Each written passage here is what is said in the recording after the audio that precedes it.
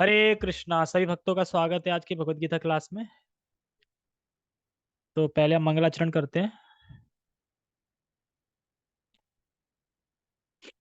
ओम अज्ञानतिमिरान्धस्य ज्ञानञ्जनशलाकया चक्षुरुन्मीलितं येन तस्मै श्रीगुरुवे नमः। श्रीचैतन्यमनोभीष्टं स्थापितं येन भूतले स्वयं रूपः कदा मह्यं ददाति स्वपदान्तिकं। वन्देऽहं श्रीगुरो श्रीयुतापदकमलं श्रीगुरून् वैष्णवांश श्रीरूपं साग्रजातं सहगण रघुनाथं वितं तं सजीवम् साधुवेतं सावधूतं परिजन सहितं कृष्ण चैतन्य देवम श्री राधा कृष्ण पादान सहगण ललिता श्री विशाखात विशांचा। हे कृष्ण करुणा सिंधु दीनबंधु जगतपते गोपेश गोपिका कांता राधा कांता नमस्तते। तप्त कांचन गौरांगी राधे वृंदावनेश्वरी वृषभानुसुते देवी प्रणमामि हरिप्रिये। वाञ्छा कल्पतरुभ्यश्च कृपा सिन्धुभ्य एव च पतितानां पावनेभ्यो वैष्णवेभ्यो नमो नमः। जय श्री कृष्णा चैतन्य प्रभु नित्यानंद श्री अद्वैत गदाधर श्रीवासादि गौर भक्त वृंद। हरे कृष्णा कृष्णा कृष्णा हरे हरे हरे राम राम राम हरे हरे। रामाय रामभद्राय रामचंद्राय वेदसे रघुनाथाय नाथाय सीताय पतये नमः। नमो विष्णुपादाय कृष्णपृष्ठाय भूतले श्रीमते भक्तिवेदांता स्वामिनि इति नामिने। नमस्ते सारस्वते देवे गौरवाणी प्रचारिणे निर्विशेषा शून्यवादी पश्चात देश तारिणे। हरे कृष्णा।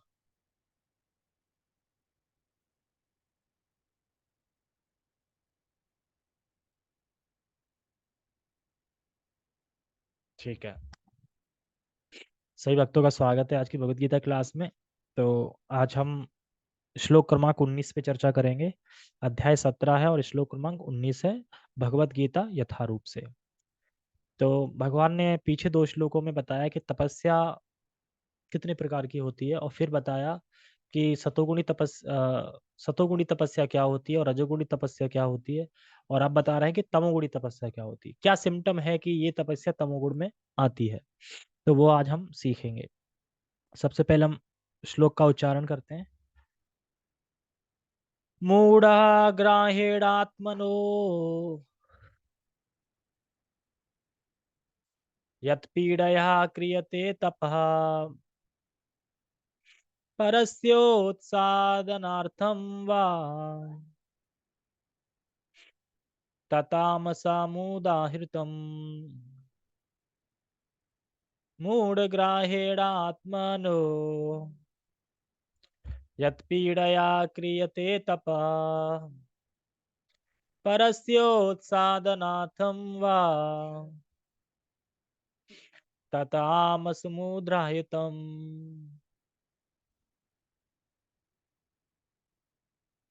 मूढ़ग्राहेण आत्मनो यत पीड़या क्रियते तपः। मूढ़, मूढ़ मतलब मूर्खता से। मूढ़ ग्राहेण आत्मनो यानी मूर्खता से पूर्ण पूर्वक प्रयत्न पूर्वक भोग प्राप्ति करने के लिए।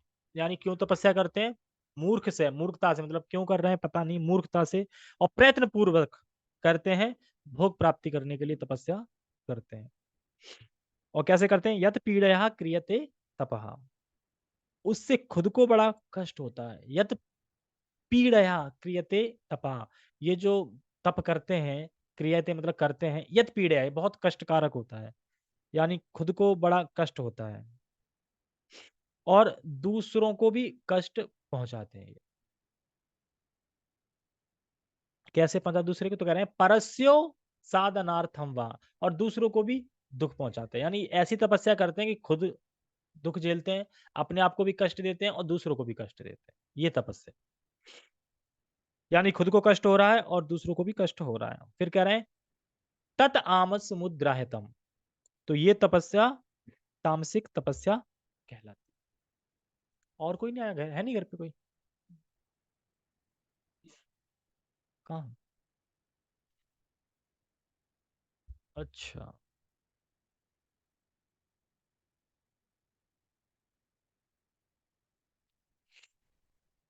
तो जैसे हम देखते हैं कि तमोगुणी तपस्या कौन सी होती है, तो तमोगुणी तपस्या जैसे कि लोग अपने गाल में सरिया डाल लेते हैं। तो गाल में जब सरिया डाल लेते हैं तो कितना कितना उसमें कष्ट होता होगा। देखो लाभ क्या है ये तो नहीं पता, कष्ट है ये पक्का पता है। तो लाभ कितना है ये नहीं पता, पर कष्ट बहुत है उसमें, ये हमें सोचना चाहिए। तो ये यहाँ पे बता रहा है कि कष्ट बहुत है क्या, तो हर जगह डले रहते हैं। टेक्स्ट।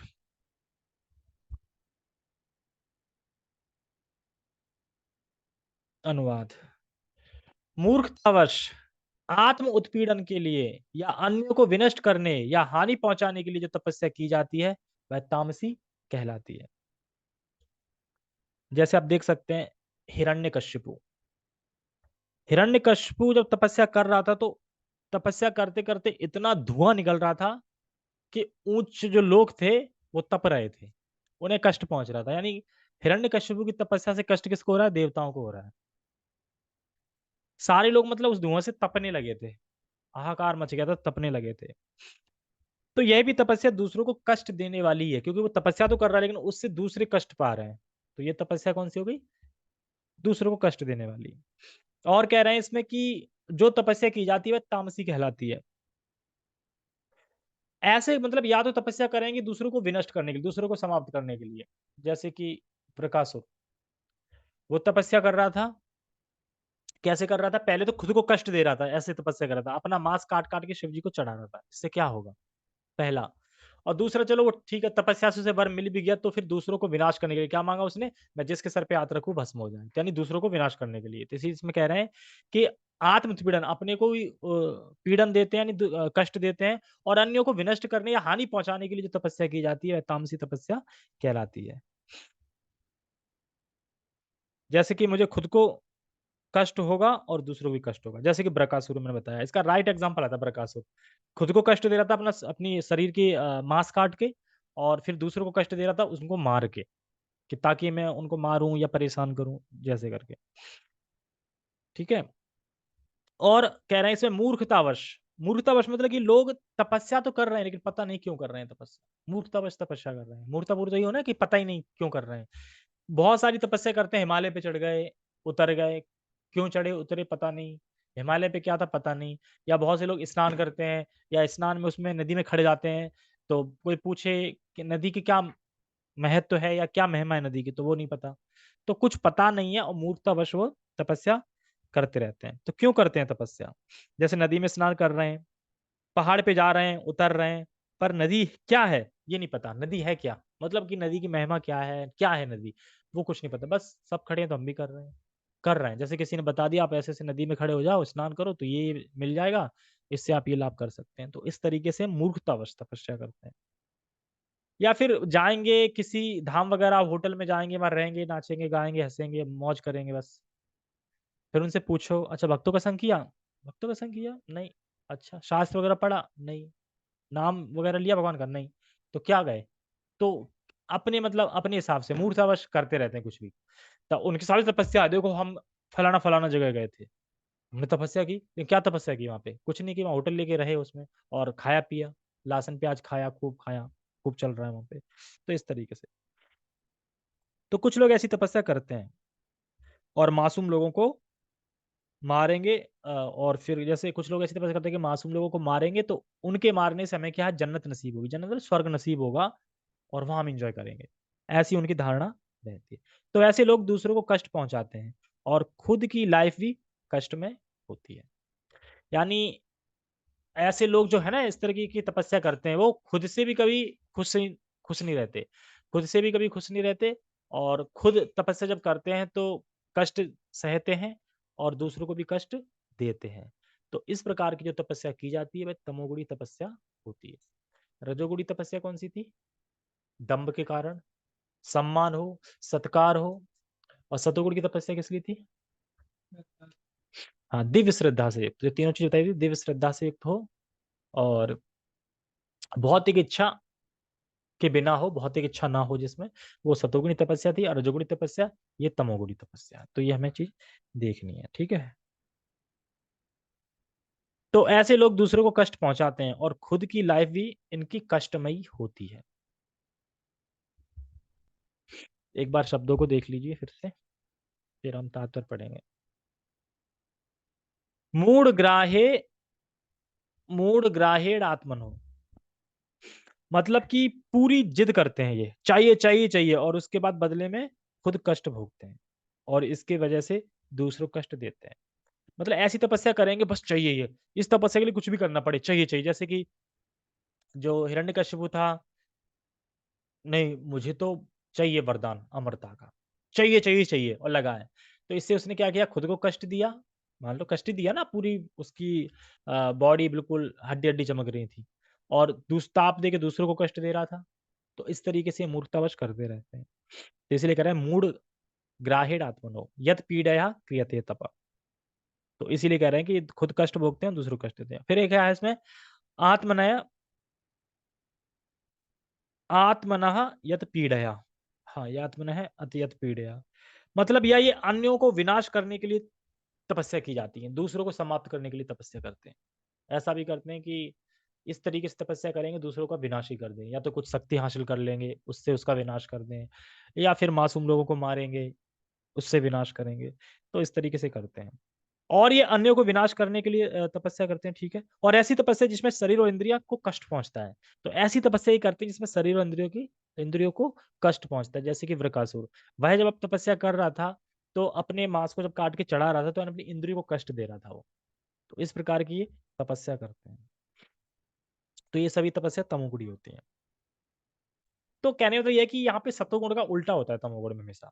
सत्वगुण में क्या है, धर्म के हिसाब से कार्य करा जाता है, और ये धर्म के हिसाब से नहीं, ये अधर्म को धर्म मानते हैं और धर्म को अधर्म मानते हैं। उल्टा उल्टा मतलब जो अधर्म है वही इनके लिए धर्म है और वही करेंगे। इस तरीके से हमें समझना चाहिए, ठीक है। तात्पर्य पढ़ते हैं, छोटा श्लोक है बिल्कुल, अभी छोटे छोटे श्लोक चल रहे हैं। तात्पर्य, मूर्खतापूर्ण तपस्या के ऐसे अनेक दृष्टांत हैं, अनेक दृष्टांत हैं। जैसे कि हिरण्यकश्यपु जैसे असुरों ने अमर बनने तथा देवताओं का वध करने के लिए कठिन तप किए। इससे आगे पहले पढ़ूं कि इसमें तपस्या की बात चल रही है, तो प्रभुपाद जी ने हमें सारी तपस्या पहले ही दे दी है। और प्रभुपाद जी ने ये भी बोला है कि हमें अलग से अपनी तपस्या बनाने की जरूरत नहीं है, जो हमने तपस्या दे दी है वही पूरी है, ठीक है वो। कैसे? जैसे हमें लगता है कि तपस्या नहीं है, पर 16 माला पूरी जिंदगी करना क्या ये तपस्या नहीं है? क्योंकि अगर यहाँ पे तपस्या करते हैं तो कितनी करते हैं, मान लो कि कोई नवरात्रि रह लेता है, तपस्या करता है, मतलब 9 दिन ये नहीं खाएगा, या फिर कोई ऐसा फास्ट रखता है कि जिसमें पूरे दिन पानी नहीं पिएगा, मतलब तो एक दिन ही तो है ना ये, ऐसा तो है नहीं रोज करना है। तो हमें हमारे माइंड में सेट रहता है कि एक दिन ही तो करना है, तो कर लेते हैं एक दिन जैसे तपस्या। लेकिन प्रभुपाद जी ने जो दिया है कि नित्यम भागवत सेवा, रोज भागवत पढ़ना है, रोज 16 माला करनी है, रोज भागवतों का श्रवण करना है, और रोज सेवा करनी है भगवान की, तो ये रोज करना है। तो तपस्या नहीं हो गई? इससे बड़ी तपस्या अब कौन सी हो सकती है? क्या इससे बड़ी कोई तपस्या दिख रही है? तो हमें भले लगता है कि तपस्या नहीं, पर ये सबसे बड़ी तपस्या प्रभुपाद जी ने पहले ही दे रखी है। इसलिए प्रभुपाद जी कहते हैं अपनी नई नई तपस्या बनाने की जरूरत नहीं है, मैंने पहली तपस्या दे दी है जितनी चाहिए उतनी। तो यहाँ पे कह रहे हैं कि हिरण्यकशिपु जैसे असुरों ने अमर बनने तथा देवताओं का वध करने के लिए कठिन तप किए। उसने ब्रह्मा से ऐसी ही वस्तुएं मांगी थी, लेकिन अंत में वह भगवान द्वारा मारा गया। किसी असंभव वस्तु के लिए तपस्या करना निश्चय तामसी तपस्या है। अब समझे इसमें क्या कहना चाह रहे हैं? देखो छोटा है, हम ऐसी चीज के लिए तपस्या कर रहे हैं कि जो हमें मिल नहीं सकती, तो ये तपस्या क्या है फिर? तामसी। मान लो कि हम तपस्या कर रहे हैं, 16 माला का जप कर रहे हैं, और सुबह जग रहे हैं, ब्रह्म मुहूर्त में मंगल आरती कर रहे हैं, सब कर रहे हैं।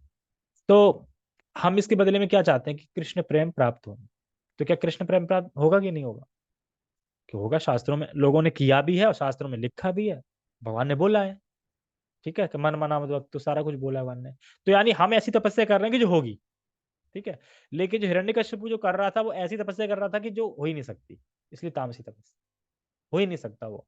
तामसी तपस्या इसलिए भी है, हो नहीं सकता, और इसलिए भी है कि वो गलत तरीके से कर रहा था और गलत मांग रहा था, उसका उद्देश्य भी गलत था, और इस तरीके से तपस्या नहीं की जाती। तो बता रहे हैं कि असंभव वस्तु के लिए तपस्या करना निश्चय ही तामसी तपस्या। तो कैसे समझे इसको? देखो, यहाँ एक शब्द आया था दुराग्रह। दुराग्रह कहाँ आया था शब्द? श्लोक में आया होगा।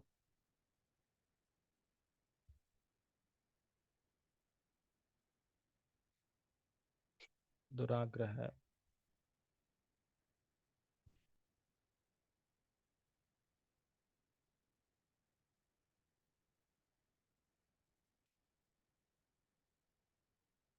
शायद ये टीका में आया होगा अलग उसमें, इसमें दिख नहीं रहा।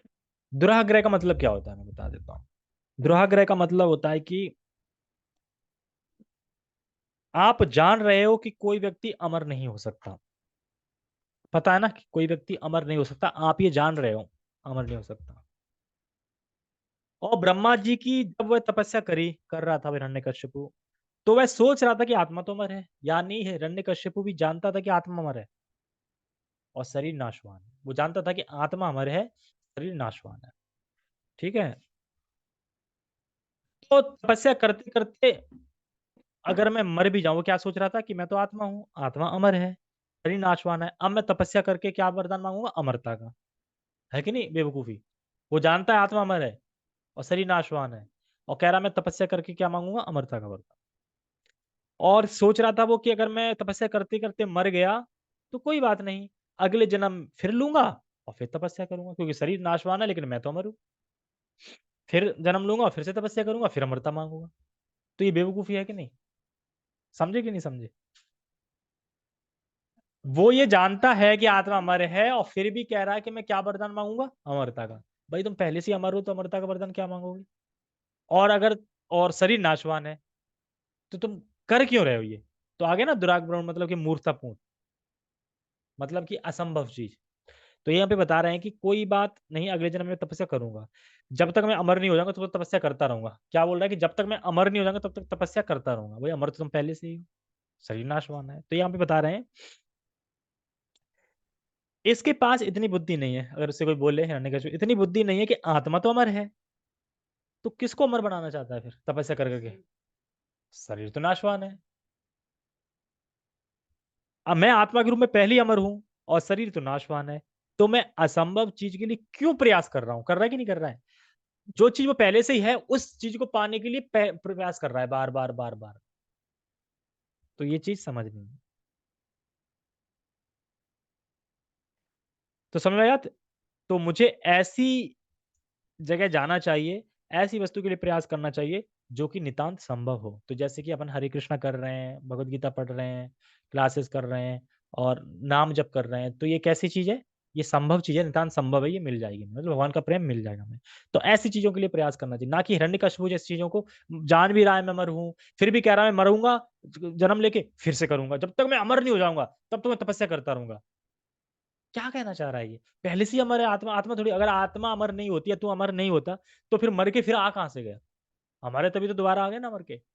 तो ये चीज ये नहीं समझते, इसीलिए कह रहे हैं कि किसी असंभव वस्तु के लिए तपस्या करना निश्चय ही तामसी तपस्या है। ठीक है। हरे कृष्णा। छोटा श्लोक था। जगत गुरु श्रील प्रभुपाद की जय। ओके। जगत गुरु श्रील प्रभुपाद की जय। श्रीमद् भगवत गीता की जय। निताय निताय गौर प्रमानंदे। हरे कृष्ण।